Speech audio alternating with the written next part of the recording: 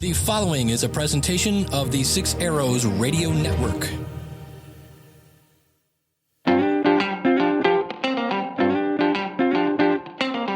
MTCRadio.com presents Ham Radio 360, the podcast, with your host, Cale Nelson, K4CDN.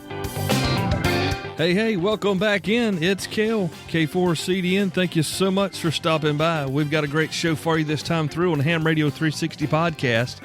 And I just want to go ahead and tell you up front, it's a really interesting show. It's one I've been working on trying to find a solution for quite some time. And it's one of those things where you have the answer staring you straight in the face, but you just can't see, the forest for the trees kind of a thing. We're going to be joined here in just a few minutes with Ed Fong. You guys may recognize him. We talk about his antennas all the time. His call is Whiskey Bravo 6, India, Quebec, November. And Ed's just a dynamite guy from the Bayonet Group. Big shout out to all of my friends in the Bayonet, man. You talk about some killer guys. Maybe not literally, but they're just awesome folks out there. Thank you for all your support you've given the show here. Ed's got a great time, an interview time here with us coming up where we talk about near vertical instant Skywave as well as some of his antenna designs and a new antenna that he's bringing to market. Really exciting show, and don't be afraid. This is not going to be over your head. This is Cale's level of understanding here. So it's going to be great. Don't go anywhere. We'll be back in just a sec. It's Christmas time. Happy New Year, almost. I actually caught myself telling someone Happy New Year the other day. It was really kind of a weird, why did I say that? As you're walking away, I don't really know why I said it, but I can tell you this. It is almost Christmas time, which means the deals are happening at Main Trading Company down in Paris, Texas. MTCRadio.com, coming off an incredible Black Friday weekend with sale prices that, well, I couldn't believe, and I know a lot of people couldn't believe, but they may not have believed it, but they were getting the deals themselves. I'm telling you, man. The price of the ICOM IC7300 was insane. They had ID51s way down there. And I'm telling you, if you need gear, I tell you this every week, please stop for just a second and listen to me because I know you're shopping other places. Call Main Trading Company. Tell Richard you heard about him here on the Ham Radio 360 podcast. He will give you the best deal possible on what you're looking for your ICOM gear needs. Okay, you need ICOM, you need Main Trading Company. I promise you'll get the best deal. All you have to do is call him, okay? MTCRadio.com, all the contact information there. Let them know Cale sent you to get the best deals on amateur radio gear from ICOM. So, Ed, thank you, and welcome into Ham Radio 360 podcast. I've been a fan of your antennas for quite a long time and really appreciate this opportunity to have you here on the program to discuss all things antenna. Oh, thank you very much. Thank you.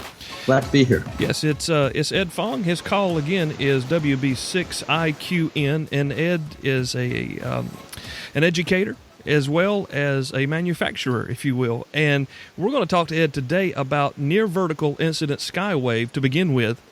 Because, Ed, we get a lot of questions here on the show, and I see them all over the internet. People are always asking, what is near vertical incident Skywave? I kind of understand how it works, or I can make it work, but what's the guts behind near vertical incident Skywave?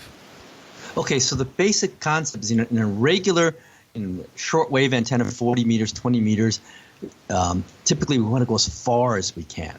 So there you want to radiate horizontally, imagine if you're at a cliff and the ocean's there. If you want to go far distance, you want to have your antenna not on the ground but high up.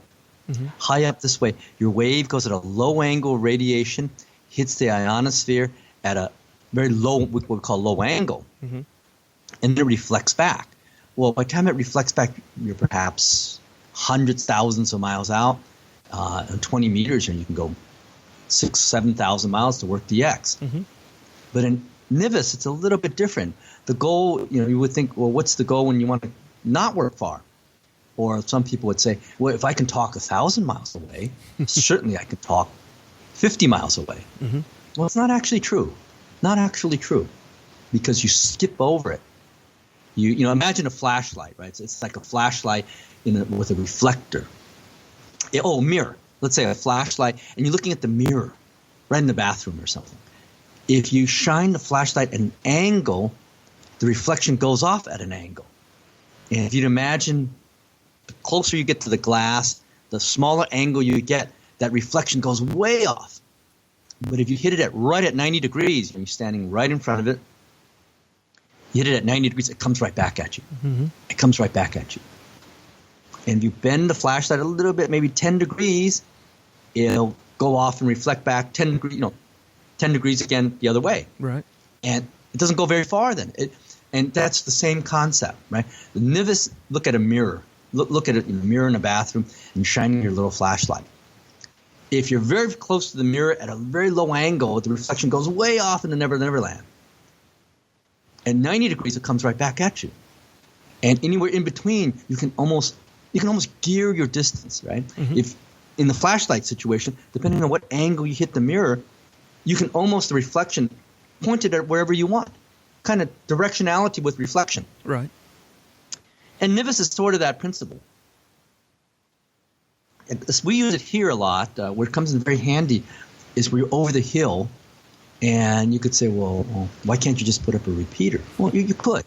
But let's say the repeater goes down. Or in our case, we've got these mountains with the ocean and then with the Silicon Valley. It's a pretty good hill. And you can have a repeater up there, but we probably only have, maybe less than 10 repeaters on that hill between the coast and the Silicon Valley. Well, they figured during a disaster, you'll need more channels than that. During a major disaster, some of the repeaters will go down. You'll just need more traffic. Mm-hmm. So, I don't know. Probably I heard about this 10, 15 years ago. It's, well, let's start doing some NVIS work, non-vertical incident, Skywave work. The same concept of if you put the antenna low on the ground, and some people say 6 inches. 6 inches, a few feet. Not at the half wavelength point, but 5 feet, 6 feet. You're at a NVIS point. What happens then is the wave, instead of going out on the horizon, in the horizon you get good DX because it's going up very horizontally, hits the atmosphere, reflects back down. But by the time it reflects back down, that's thousands of miles out, at least hundreds if not thousands. On 20 meters it would be thousands. And that's not what you want, right? We just want to talk across the hill. Yeah. So some folks says, well, why don't we lower the antennas instead of having it at a half wavelength above ground, we'll just put it a tenth, like a tenth of a wavelength. Even less, a 20th of a wavelength. What happens then? Well, what happens then is the wave that you radiate hits the ground, reflects back vertically up into the clouds, maybe not 90 degrees, but certainly close to it. It reflects right back. And therefore, you can talk to the other side of the hill. So that's the fundamental principles behind NVIS. Does it work? It does work. Are there losses? Yeah, there's losses. Of course, there's losses. When you have your antenna, let's say 5 feet above ground, and you'll hear people say 5 inches. I experiment. 5 feet is fine because it's much less than a half wavelength.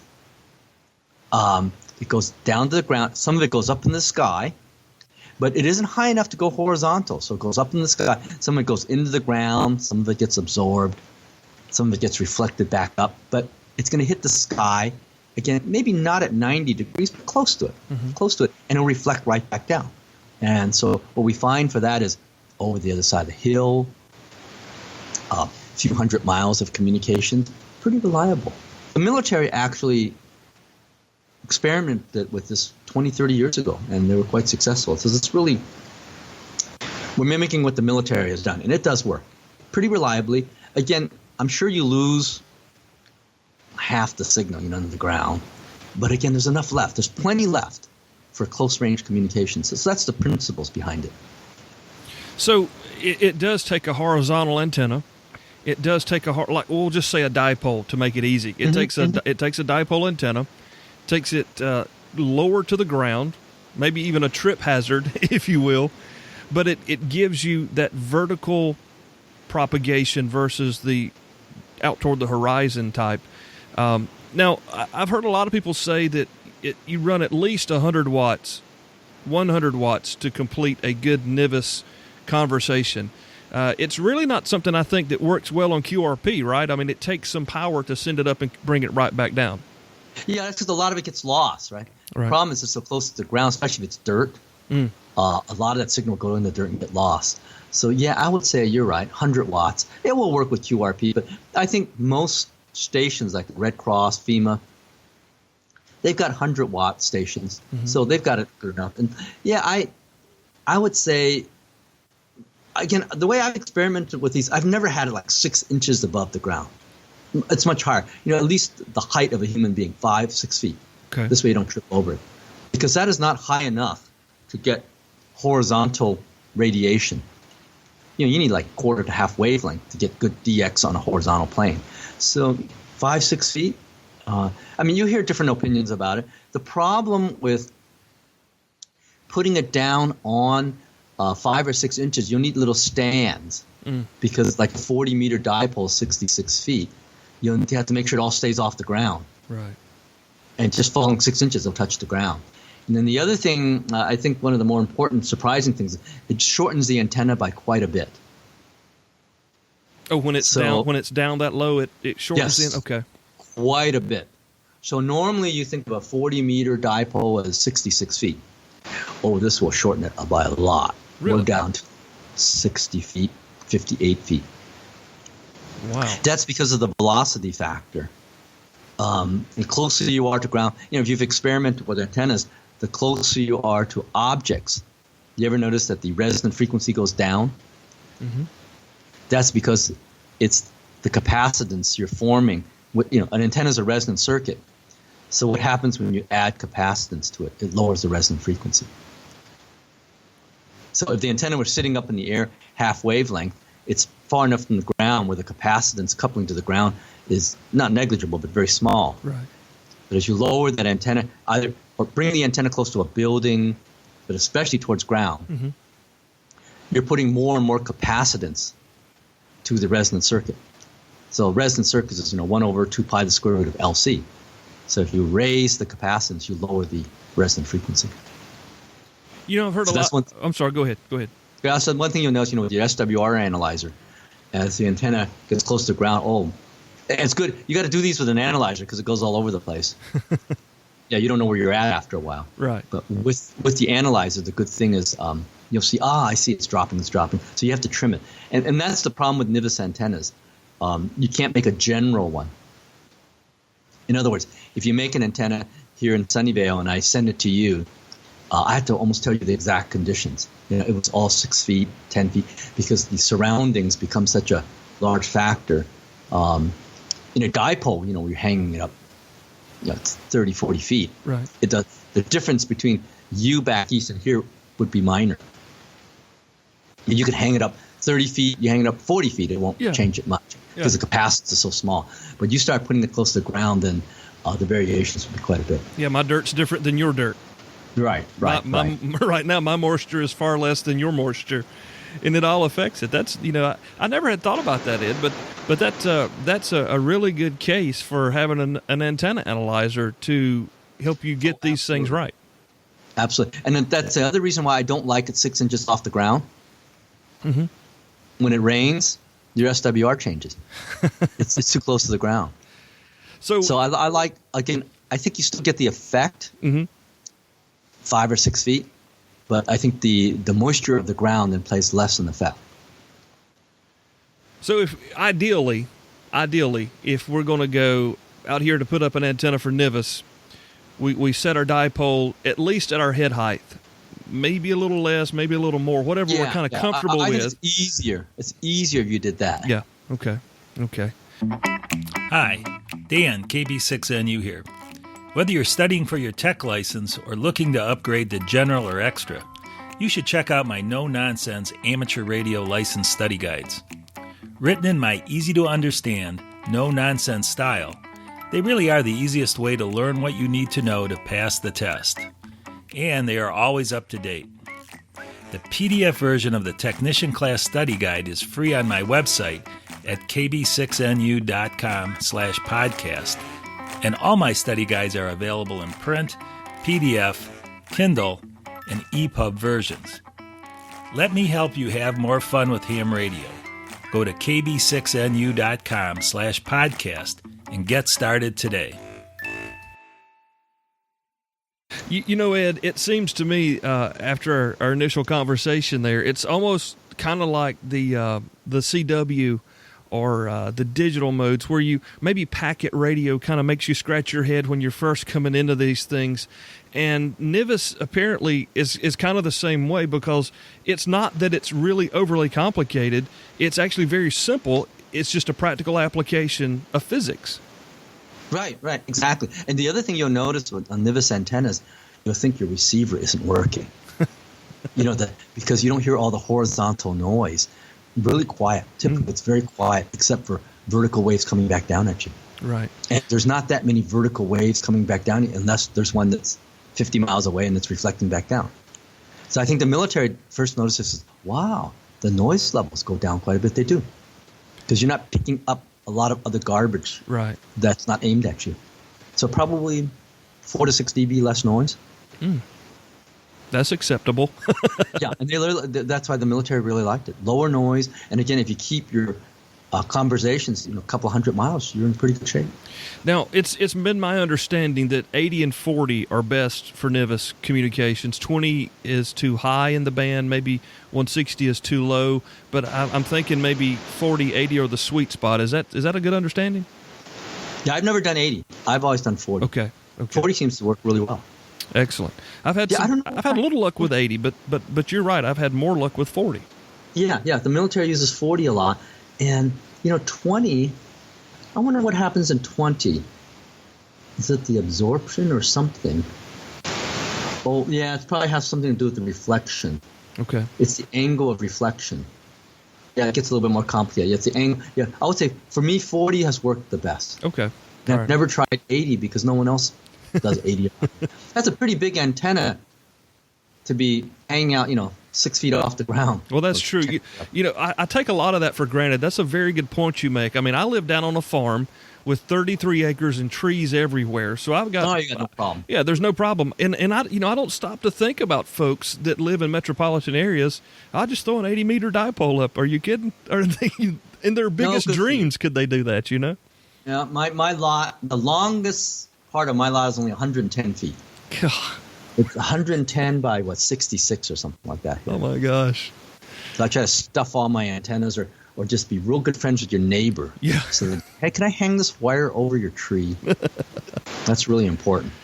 So now, with your operating, do you spend much time on HF and doing these type of NVIS activities with your local friends out there in California? No, actually, to tell you the truth, I don't have that much time to operate. I've got 11 master students this year. Oh my goodness. Yeah, so we got a lot of research we do. Right. It was sweepstakes over the weekend. I'll operate sweepstakes. Yeah. Excellent. Operate field day.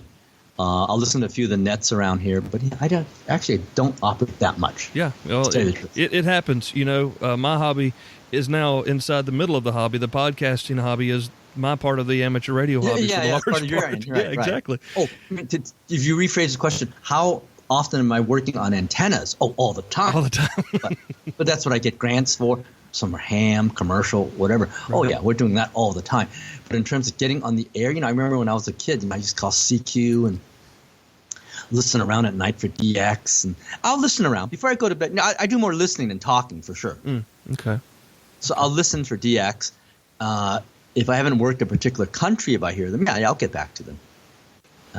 But at my age, I've worked just about all the countries I'm going to work. It's very, unless one comes on an island or something temporarily. In terms of all the standard countries, it's rare that I'll hear a new one on. Right. It's maybe little islands that are temporarily on, sponsored by the ARRL or something like that. It's funny how when you say that to someone, maybe a new ham, they don't really kind of get it, but this hobby is so broad. I mean, there are people who they just completely involve themselves in antenna construction and theory and study. Well, it's not just talking on the radio all the time. Oh, no. I mean, my daughter is an electrical engineer, and the only person she talks to is me on field day, but yet she's very involved. I mean, she'll do op amps for you, antenna matching, and all the math involved and all that. Right. But yeah, I mean, it's probably a very small percentage that actually talk in the hobby. VHF, yes, because you talk to your friends. Yeah. In a DX contest, yes. But you listen on the air, on a typical non-contest weekend, let's say non-net. I listen to the nets on weekends, the swap nets and all that on 40 meters. But do I get on? Nah, there's enough people on. Yeah. But you're right. In fact, if I went into my next room now and tuned around on 20 meters, sweepstakes is gone. And, propagation is there. Yeah. Because on sweepstakes, were you on this weekend? I actually made 2 contacts. It was packed. It was crazy. It was packed, man. Yeah. Oh, the 20 meters. And I have a suspicion that 20 meters is kind of always open that way. But in a typical weekend non-contest, it's pretty quiet. Yeah. Yeah. That's because, like what you say, most people don't, once they get their license, they try out their radios and all. That's a contest they'll get on. They have to talk to a friend, a net or something. But it isn't as common anymore when I was growing up where you call CQ and just talk to folks. Right. I think you want to do that, you go on the internet. You pick up your cell phone. Means. Yeah, you have another means. When we were growing up, that's a little bit different 20, 30 years ago. But now, again, I think on weekends when there's no contest, it's not that the band's dead. People have other things. Yeah. But they certainly have other interests. Oh, yeah, yeah. And Computers, FM, this DMR thing, everyone's going DMR, and there's a lot of stuff they do. Yeah. But it's not necessarily just talking at people at random. Right. Yeah, and, to me, it kind of seems like personally that kind of comes and goes. It's like an ebb and flow of life. I'll be real involved and really trying to get on the air to make some contacts, and I kind of get that kind of filled up, and then I may not turn the HF rig on for a while, and then I'll be like, well, I haven't been on HF in a while, and it kind of draws you back, and you're there for a few days. And, I have friends that stay on the air virtually all the time. And but they're talking with other friends, or are they talking at random, calling CQ? A lot of them are chasing national parks right now. I don't know what they're going to do come in January. Yeah. Okay. Yeah, like this weekend, a lot of folks are on because of those sweepstakes. The sweepstakes, yeah. And I'll tell you what I ran into. I was trying to show a friend of mine all about ham radio, and I just wanted to kind of make a contact to let him see how this thing worked. The shortwave HF stuff, and I couldn't find a non-contest station to contact. So I had to jump into the contest just to make some contacts. That's right. Thankfully, the guys were very understanding, and they let me just kind of get in and get out, which was great. And both of them were November 5 calls out of Texas, and really appreciated it. And my friend's eyes just were lit up. He was so excited to see it really happen at his house with the antenna set up on his back porch. It was really cool. But you're right, man. The contests bring them out. And, another thing that I found really lights up the airwaves are these disasters that we have, whether it's a hurricane, earthquake, tsunamis, and things like that. Yeah. That seems to bring people out as well. So what it says, when there's a purpose, they get on. Right. But I don't think it's as common 20, 30 years ago when I was in high school. I had no purpose. I would go home, 20, 40 meters, tune around, and start talking with folks I've never seen, never talked to, probably will never talk to again, never meet. But that's kind of what we did. But that's what the internet does today. Yeah. You do meet a lot of people that you don't know. They're in your group because they're friends of friends, and you text them. It's sort of taken that over. Right. But certainly there's a lot of folks around with HF. Oh, yeah. Yeah, there's still plenty to be heard. Oh, yeah. But I think VHF, UHF is really the growing factor, mainly emergency services. Oh, that's grown a lot. Right. You see most people that get their licenses, not all, but a lot, get it because they get introduced to it from emergency services. Well, this is a good complement to that as well. Maybe somebody's out there listening to us, and they're just a technician right now, and they're trying to decide if they want to do anything with HF or whatnot, because they only got into it to be a member of the CERT club, or they wanted to participate with the Red Cross. But this near vertical instant Skywave will give you the opportunity to be able to communicate in those types of emergencies with HF and more. Yes. That's true. True. So there's a good practical application we can talk about. It's a very good one. Yes. Again, that's what the Red Cross determined, that you wouldn't be able to set up repeaters quick enough. If you need, typically in a disaster, you're going to need half a dozen repeaters going around. And if half of the ones you have fail, you can't set them up quick enough. NVIS is a good alternative. Somebody could that's always good. to have your HF rigs ready. They just grab their HF rig and their portable dipole and pull it down to the ground and get talking. Yep. Just hang it up. In other words, the great thing is you don't have to hang it up high anymore. Just get it off the ground. Can't touch the ground because you'll kill the signal. But I like, again, 5 or 6 feet. Mm-hmm. When you hear other people, what have you heard, 5 or 6 inches? Well, I've heard typically about head height, right at above or below head height, and I'm 5'11" inches. I'm not really a tall guy. So 5 to 6 feet is just optimal because, again, at 40 meters, the wire's going to droop. If you had a 6 inches, you'll need little stands all over the place. Well, you know what was funny, Ed? When I first got started, I really wanted to be able to use near vertical instant skywave. That's kind of why I got my general license. So I said, if I can talk up the East Coast and down the East Coast, I'm good. So I put up just a random wire about 103 feet long, about 8 feet off the ground, and I could talk all up and down the coast is exactly what I wanted to do. And then one day I actually got a JA station.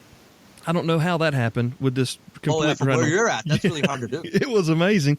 And then it wasn't too far after that, I heard someone on 40 meters on AM and actually made a 40-meter AM contact with this same antenna. And that's got to be rare, 40-meter AM. And the guy was in Arizona, and it was just one of those. He couldn't believe it, I couldn't believe it, and it lasted for just long enough to say, hey, wow, cannot believe this is happening, and there it went. But I took it, What radio do you have that goes on AM? That was my Kenwood TS50.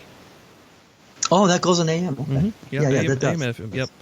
Yeah, my transceivers are all vintage 1990 rigs. So we finished school about the same time, my rigs and I did. So. Oh, really? Okay, cool. I'm still working on some later model rigs. I still have old Collins S-Line equipment. Wow. Still working. That stuff works great. And it looks pretty, too. Yeah, it looks like real ham radio. Oh yeah. There's the old dials and the knobs and the old analog meters are all beautiful. Love to watch those things. They come over in oranges. Wow, that's pretty cool. Well, we're going to continue on here with Ed here in just a second on the Ham Radio 360 podcast. We're going to be talking some of Ed's antenna designs, so stick around. We'll be right back. I'm not going to try to get through a show without talking about the fact that we've sold out of the first run of the antenna analyzer build kits. Now, I don't want to discourage you by telling you that. Actually, that's kind of encouraging. And the reason why it's encouraging is now you have time, even more time, to wait on those things that you need to come from China in the slow boat. So, listen, we're going to place another order. We're going to have them for you around Christmas time, maybe the week after. But as soon as we can get them to you, we'll put them back in the store, back online for sale, and we'll get them to you. Okay, we sold out in less than 19 hours. George could not. He thought I was kidding. George really thought I was kidding. So don't despair. It's all there. Just listen to the show. Watch us on Facebook, Twitter, Instagram, whatever. We're there, and we'll do our best to keep our forums updated as well. A lot of information coming in now about the build and whatnot, so keep your eyes peeled online. If you ever have any questions about what's going on, hamradio360.com, that's the place to go. We'll have boards in about 4+ weeks from now, and we'll have them back online for sale. All right, it's the best I can do. We've got other stuff in the store as well, by the way. But thank you for all of you who have gotten your boards ordered. We're getting them in the mail to you as soon as possible, and the second run is on the way. How's that? Best we can do right now, but it's going to be a great project, and look forward to seeing what you're going to do with your antennalyzer. That was funny. Your antenna. Did I just create a word? Antenna analyzer project board from hamradio360.com. Okay, so we're back with Ed Fong. His call is Whiskey Bravo 6, India, Quebec, November. You may have heard me speak of Ed before, or maybe even seen some postings on our blog where we mention Ed's J-pole antennas that his students make there in class. And Ed, again, thank you for being here with us. And we're really excited to have learned about NVIS and kind of gotten a better grip on that. But I want to talk about your antennas and your antenna designs. Mainly, let's start with your dual band J-pole antenna that you actually put inside a piece of PVC pipe. Where did this design come from? That design, originally, the single band version of it, I had seen in the early 1990s. Denny Monticelli, AE6C, showed it to me. In fact, it wasn't in a PVC pipe. It was on twin lead. Okay. And I said, well, that's pretty clever, the way it works. And I started, when I tried one, I said, these things work pretty well. So I started exploring it and saying, what makes these work so well? And for various reasons they do. And then eventually people start asking me, hey, can you make this thing dual band?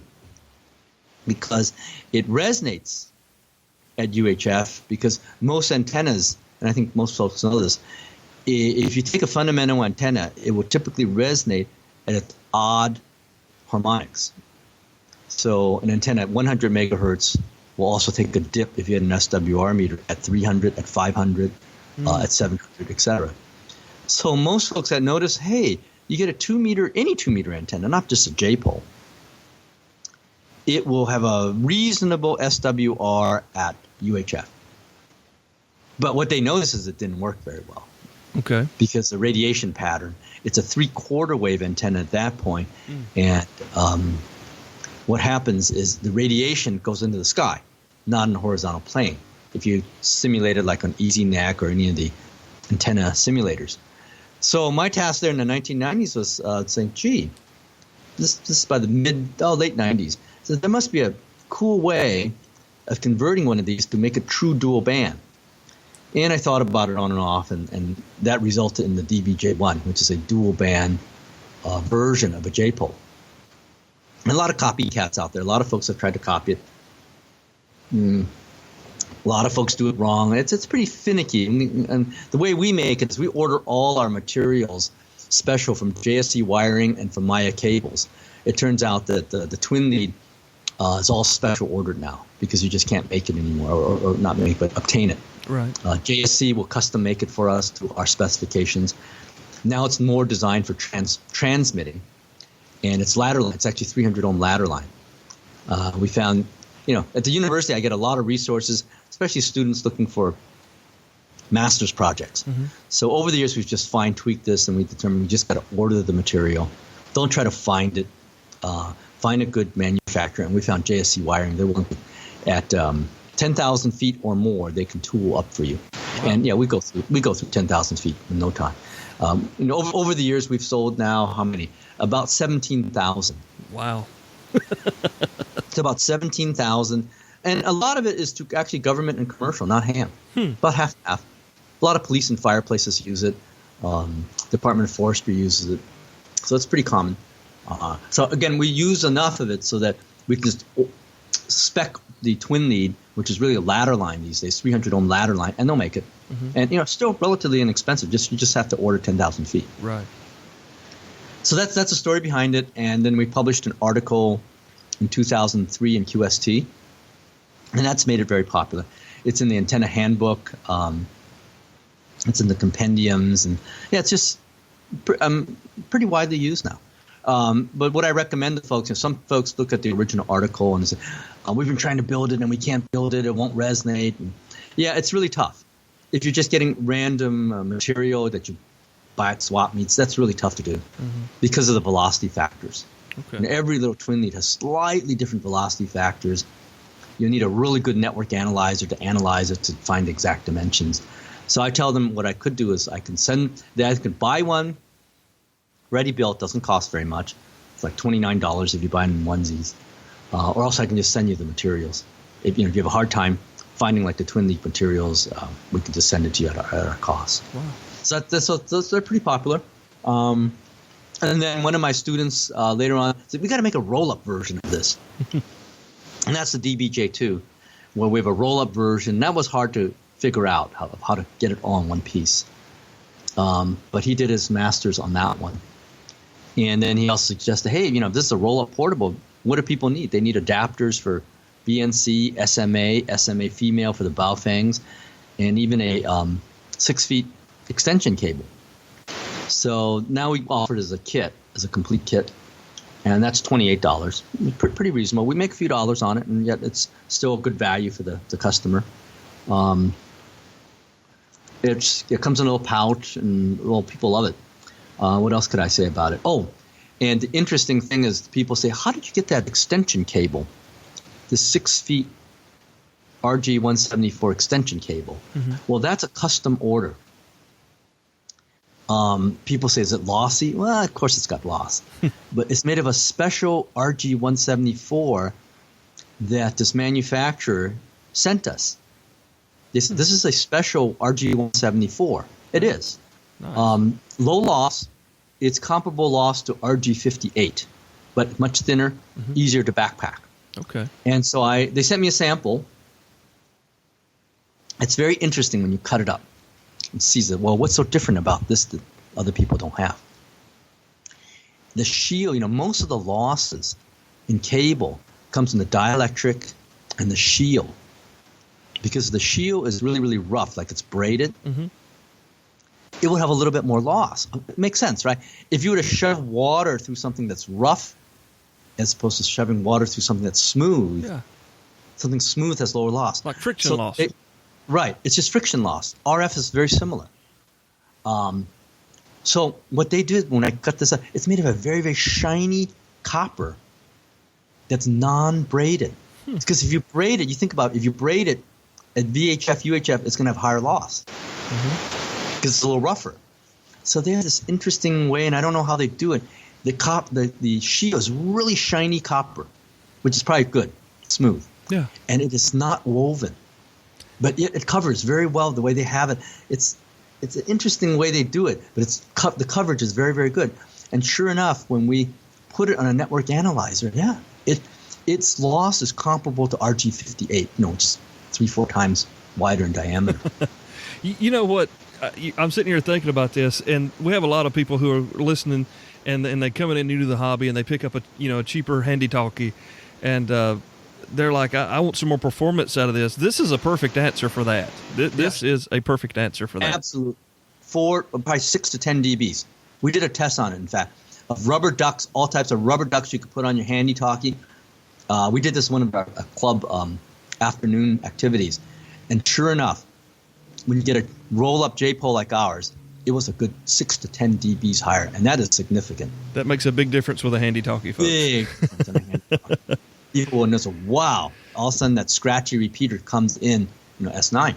Yeah, it makes a big, big difference.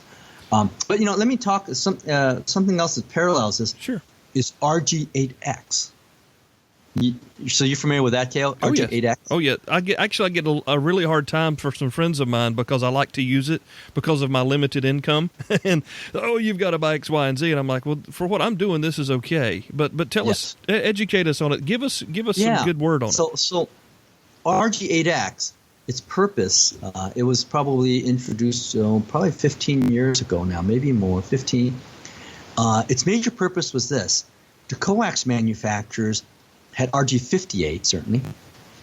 And RG58 mainly was designed for HF, great for CB, 10 meters, 20 meters, etc. Fairly low loss for those frequencies. But as you go up, VHF, UHF, 220, RG58 doesn't hold up as well. Its losses become pretty insurmountable at UHF. If you ever use 50 feet of RG58 at UHF, it's terrible. Very noticeable. So back 20 years ago, what would you do? You just good versions of RG8, versions like LMR 400, 9913 by Belden. Those was the standard 20, 30 years ago if you want to run long runs on UHF. You couldn't run RG58. The losses were too great. So there was a large demand to ask the coax manufacturers, is there any way you can make – because as you know, when you start running 9913 and LMR 14, that stuff's almost half-inch in diameter. Oh, yeah.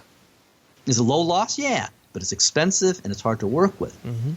So not only just hams or commercial folks asked the coax folks, we would love a transmission line. And they wanted everything. Low cost, low loss, and easy to work with. And you say, wow, that's asking a lot. Well, they couldn't make it zero cost, but they came up with RG8X. And what is the difference between RG8X and RG58? It is a little wider, but not much. Pretty flexible. In fact, very flexible for what it is. And if you find it on the internet, $25 for 50 feet with PL259 connectors, like what you say, Kale, it's a bargain, right? It is a bargain. Compared to LMR 400 or 9913, that's a bargain. Oh, yeah. And it's easy to work with. And what I found is if you keep it under 50 feet, it's pretty acceptable for UHF. Keep it under 50 feet. Now, where's the main disadvantage? Let me tell you the main disadvantage is really, really important. Because I've got a 50 feet of RG8X sitting in my ham shack, and I don't know what to do with it. Why? Because I cut it. If you look at RG8X, they use the same principle that I just described to you in that low-loss RG174. What is it? It's the shielding. Yes. So you've cut one open, Kale? Oh, yeah, yeah. You can't solder onto it, can you? No, that's tough. Pretty tough. It's a foil. Again, it's a conductive foil. Mm-hmm. Again, a conductive foil, the losses is going to be much lower than the braided shield, especially as you go up in frequency like UHF. So that was their solution. That inner conductor, if you cut open RG8X, it's a mylar conductive foil. And then it's not a Teflon insulation. It's a version at lower cost, the insulation. But it's got, at least half the loss of 58, probably more than that. I forget the exact specs, but it's very usable at UHF up to 50 feet. Up to 50 feet. And that's the key. Folks, I can just run 150 feet out here to get it to a tree or something. But no, you need to have it no more than 50 feet. Yeah, you'll notice it. At 50 feet, you'll probably in a handy-talkie listening to a weak repeater say, yeah, there's a little bit of loss. But again, typically you can get your antenna in a much higher location. Mm-hmm. So it's a big trade-off, right? For 50 feet, can I within 50 feet get that antenna out in the clear? If you can, it's worth it. Yeah. If you can't, it probably isn't. Or let's rephrase it. At some point, let's say you add 50 feet and you tie another 50 feet together, you've doubled the losses for sure. The question is, can you get that antenna high enough in the clear, or you've doubled the gain because of the location of the antenna? To negate the loss of the cable itself. Right. But you know what I find? 50 feet is about the limit. Okay. I was just going to say, I want to come back on to talk to you about your new antenna design that you've been working on. Yeah, sure. From single band handy talkies all the way up to flagship radios like the TS990. Hey, let's not forget the tri-band handy talkie with APRS and D-Star. That's right, Kenwood gear from top to bottom. Got you covered. And you can find it all at Main Trading Company, mtcradio.com. Let Richard, Christine, Danielle, Tammy, Chris help you find the best deal. They've got it. You just have to call them. I know you shop other places. Give them a chance. You need something. It's Christmas time. They have sales going on. Call them. It's Main Trading Company, mtcradio.com. Probably 3-4 years ago, FEMA kept on bugging me. They used a lot of our dual band antennas because they were pretty inexpensive, and they use a lot of these FEMAs. They load up their trucks with it, and they just couldn't spend, on like a Comet GP3 or an X50 or an X200. They were too expensive if they were buying a lot. Mm-hmm. So they were using a lot of my antennas, but they were also buying 220 antennas because 220, they do a lot of the packet on 220 because 220 doesn't interfere with 2 meters or UHF. So as a general rule, they like to do all their packet on 220 so they can still do phone traffic on VHF 2 meters and UHF. Because what happens is when you transmit packet like on 2 meters and the station right next to the operator is trying to listen to some handy talkie 10 miles out on 146.52, as soon as that packet transmits on that band, it just clobbers it. So their simple solution was to just organize things. Let's put packet on 220 and still have our voice on 2 meters and UHF. But then they needed extra antennas. And that's not what they wanted. They really like to simplify their communications because they have so many other things to worry about. Despite what hams think, the FEMA is a cool play radio group. It is. It's a disaster recovery. What happened was they wanted an antenna. They went on 220. They asked me, is there any way you can add 220 to your DBJ1 base? We would love that. It turns out that's more difficult than you might think because 220 is not harmonically related to 2 meters or UHF. So you can't just use the same components, the resonant components. For example, in our DBJ1, the actual matching the 2-meter matching is actually also used in the UHF matching, not in the radiation, but in the matching. Well, you can't quite do that on 220. So they asked me, is there any way you can do it? And I thought on and off for 2 years at least, thinking at night, is there any way you can do it? Well, we did. We did come up with a very clever way. The article is going to come out in QST in either January or February. They haven't told us yet. And we'll just tell you the secrets of how it's done. It's hard to explain unless you read the article. Mm-hmm. It's based on Maxwell's equations, something totally new of how we added in 220 into this DBJ1. No radials. It did add about a foot to the height. So from 5 feet to 6 feet, you add 220, and all 3 bands is a half wavelength radiation. So you'll see it. It'll be in either January or February QST. If you're interested, the guys can email me. I think I'm allowed to send out the manuscript. It's just that I don't want to. I think the ARRL has the rights for the official announcement of that antenna. But that we worked on that. I worked on that problem on and off for a good 2 years to see whether you have still no radials, good half-wave performance, all in one antenna. And it slides in a PVC pipe that's virtually indestructible. Virtually indestructible, that's right. That's right. Before I let you go, I want to ask you just a real quick question, and you don't have to get deep in theory here, but just to help answer a question that I've been asked. A new ham comes in, and he says, I need a new antenna, and of course we say, well, you should try the Ed Fong J-pole, and then someone else comes and says, no, you'll be better off with a quarter wave on 2 meters. I've found personally that I like the J-pole antenna design just because it's sleeker and there's less to poke my eye with. Is there one that's better than the other regarding performance? I mean, everybody's going to have their opinion, of course, but coming in for a new guy to put something in his attic or out on his chimney to get on his local network, is there a big difference between a quarter wave? If you do a simulation, and we've done tests on this, I don't know if you've ever noticed this, K.O., that on a half wave like a DBJ1 vertical, that it tends to perform better than a ground plane. Okay. Have you ever noticed that? Well, I've noticed that mine is an excellent performer. So yeah, it's about 1.6 dB better. Okay. The reason why is a very simple explanation, non-mathematical. In the old days, we used to make ground plane antennas. I made them when I was a teenager. They have good SWR. I didn't understand antennas very well. The only meter I had to measure the performance of my antenna was an SWR meter. So both antennas will give you good SWR. But here's what the difference is. Sure, a ground plane has radials. It has radials, but it's also much shorter, right? It's only a quarter wave tall. Right. So if you're worried about height, and you're very limited in height, the ground plane, not a bad idea. Good example of that is a car antenna right on top of your roof on a car. That's quarter wave whip. Does it work? Sure. A J-pole version of that will be 3 times taller because it's a half-wave radiator and a quarter-wave matching stuff. That's quite a bit taller in your car. In your house, it might not make a difference. Yeah. So here's a difference in performance, and without all the math. In a ground plane, what pulls down the wave? Again, when you start out transmitting, you only have so much power. We can never create power out of nothing. If I knew how, I would be a multimillionaire because I've created energy. The only thing you can really do is direct the energy. You can redirect it.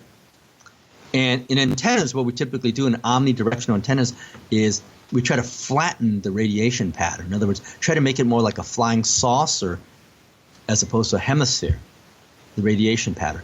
Because if it's a hemisphere, that means a lot of it's going up into the sky. And unless you're talking to a space shuttle or International Space Station, you're wasting your energy. What you want to do with the given energy you have is flatten it and make it more like a flying saucer. Because then it doesn't go up in the sky, but that same energy spreads out and goes out further. Well, in a ground plane, what pulls down the wave, in other words, trying to pull it away from radiating in the sky, is those radials. And the radials are typically 90 degrees or 45 degrees at best. So that's what's pulling down the wave. Right. And you want it to pull it down because then it makes it more like a flying saucer pattern. In a half-wave vertical antenna like a J-pole, that's tall because it's basically a vertical dipole. What do you have pulling down the wave now? It's 180 degrees. It's the other half of the antenna, the other quarter wave. You have a quarter wave vertical and you have a quarter wave going down. So it's 180 degrees from your radiating element. It pulls it much harder. So instead of 90 degrees pulling it, its force is much harder because it's 180 degrees below. And what does that result in? It results in about 1.5 dB of gain. Wow. That's what you want. You want that flatter signal because you're trying to get to your local machines. You're trying to get to fellow operators who have vertical antennas, and you need it to get flat. We're not talking near vertical here. We're talking about as flat as we can get it. Right. Trying to get that thing pancake, that pattern, as opposed to talking to someone up in space. Yeah. But I tell you what, another major advantage I find when I do antenna consulting, why they like the J-pole. The J-pole is DC grounded. That's really important to most folks. See, a ground plane, when you think about it, its shield and its radiating element is a DC open.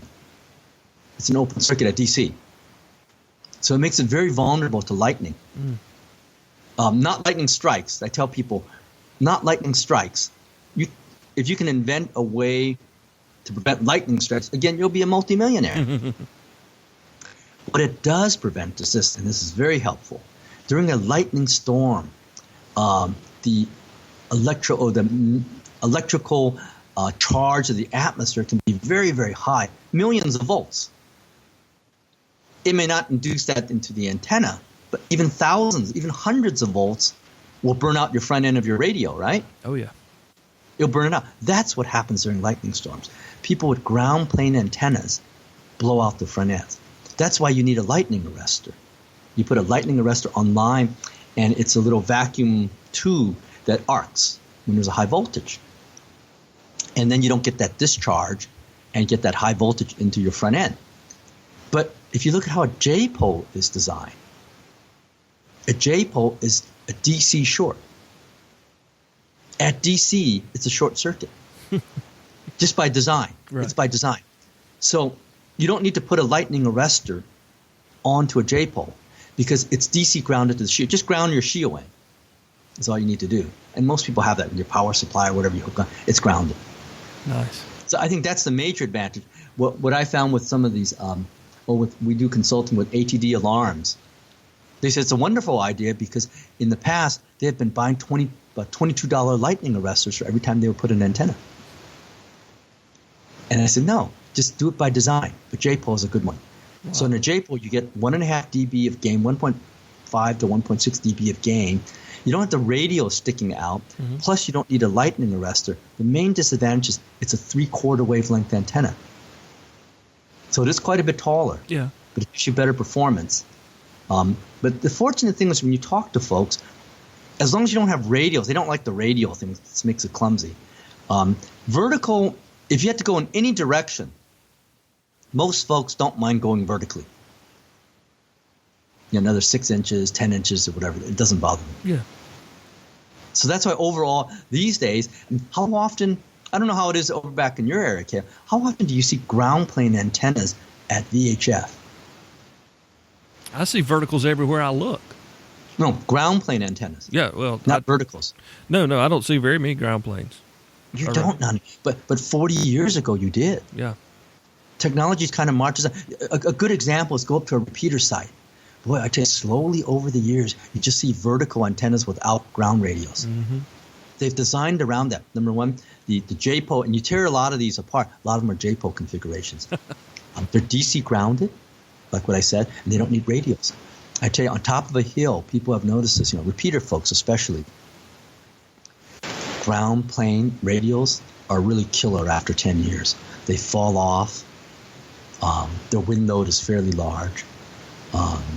Rumor has it that they break off, especially at VHF. They're longer. They break off to the wind, but they also break off because, birds can't really sit on top of a vertical very well, but they can sit on top of radios. Mm-hmm. Yep. Over time. No, I think it's more common like in New York, where you have a lot of pigeons. And you have an antenna up there. Right. And it's horizontal. They'll land on it a lot. And over the years, they'll just break the radios off. I've had Ringo Rangers and things like that radios. Yeah, eventually they break off. Right. They eventually break off. So what the repeater folks have noticed, commercial, police, and fire, verticals without radials, you're better off going vertical high. So it's a trade-off. Typically, if the radial, let's say at UHF is 6 inches, you either have 3 or 4 6-inch radials, or if you can design that out, typically in the math, it'll work out that it'll be 6 inches taller. And overall, what I've found is people are less bothersome with the 6 inches taller than the radials. So that's why now when you go up to a hill, most modern antennas don't have radials. And they perform just as well. It's just that they're taller. But most people don't notice it being taller. It's small. It's a small percentage. Yeah.